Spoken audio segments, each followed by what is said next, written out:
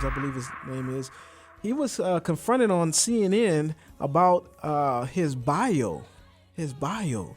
This was not a good look, people. This was not a good look. I think he was almost tricked into thinking the interview was going to be about something else, which was not cool. But he was asked about his bio and some things that was on his bios that was found to be not true. And I have a little clip here. I want you guys to listen.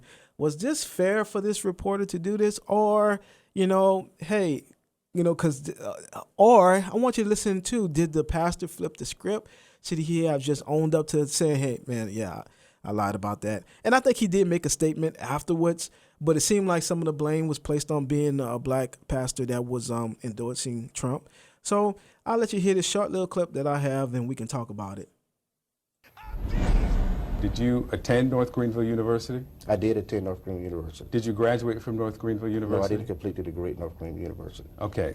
Again, the bio that's on your website claims that you earned a Bachelor of Science degree.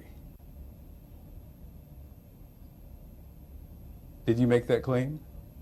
I asked you just a moment ago as we were just opening up this, and first of all, I said that we were off the record. I didn't agree to that. Yeah, but I did. We're still rolling. I'm still asking you questions on the record. Did you make that claim that you graduated from North Greenville University? Because I think this is not fair that this is not fair at all. This is not what I agreed to. I thought we were doing a profile, and all of a sudden you're here to try to destroy my character. I'm not coming here to destroy your character. These are claims that were made on your website that was live while you were speaking at the Republican National Convention. My question is, are those claims accurate? Earlier I spoke with Victor Blackwell. Victor, this is kind of unbelievable. I mean, was he vetted by the Trump campaign at all? Well, according to Pastor Burns, no vetting at all. And we should say that Pastor Burns says his website was either hacked or manipulated, but we contacted the host company and they say there's no evidence of a hack. But Burns says a friend of Donald Trump's, longtime friend, fellow televangelist Paula White, asked that Burns would meet with Trump, and that led to the November meeting with 100 black pastors. And after that, he said he received a call from the campaign manager, Corey Lewandowski, at that time, asking him to stand in for Donald Trump at the Faith and Freedom Forum in South Carolina, and he's been a member of the campaign ever since. Burns says that he thinks the campaign just liked his message and his character.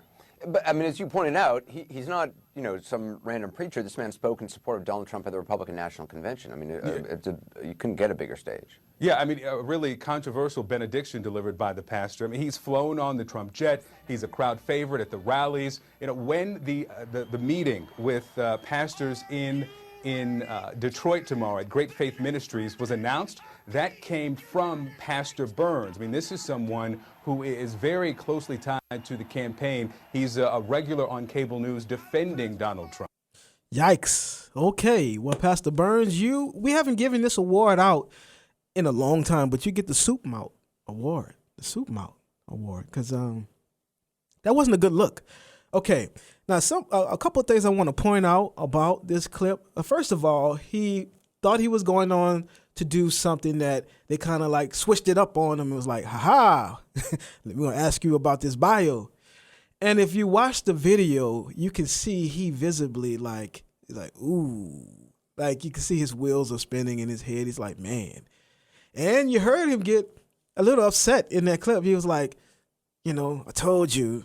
He kind of got that voice and was like, man, we weren't supposed to be doing this. It's supposed to be a profile, but you turn this thing around to try to, destroy my reputation. Number one,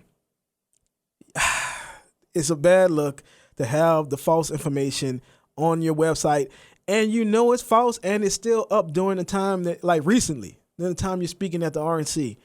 That's bad. I mean, you should, look, I guess if you don't get caught, sometimes you don't repent if you're not caught. But that just was a bad look. Now, it wasn't all the way cool for them to flip that like that on him. They knew they were setting him up. Now, when Anderson Cooper came on, he was like, oh, man, this is unbelievable. Now, I have one question for Anderson Cooper, though. It's not unbelievable, these emails that Hillary Clinton, this email scandal, why they never talk about that being, oh, man, this is kind of unbelievable. Urban, revitalizing the spirit, family, restoring our community. Urban Family